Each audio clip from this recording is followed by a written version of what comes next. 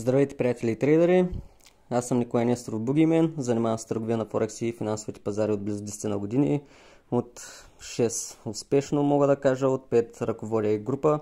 Затова тук ще ви покажа как протича един ден от тази седмица, като сигнала беше пуснат от човек в групата на двойката Pound Yen от 1 час. Аз доста разчитам на зони подкрепа и съпротива, както и японски свещи.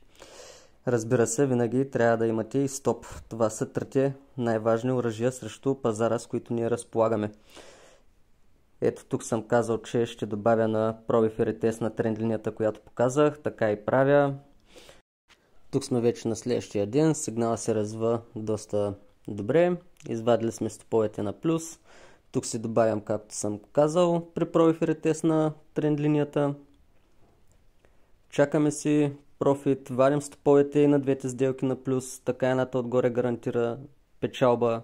Тук се затваряме 1 към 2, долната сделка, която вадя стопа на 450 на плюс, но на следващия ден паунда извади съвсем лек позитив от 0,1% разлика от прогнозата.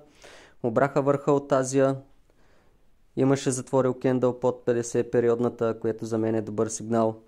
Влезнах на продажби и успях да хвана и остатъка от движението, което беше надолу. Успях да се прибера до края на деня 1 към 3 от тази сделка, 1,5%. И така долу-горе с около 3% избягах от евро-долар и паунд йена, който се е хванал тук с мен от фъндите или от лични акаунти.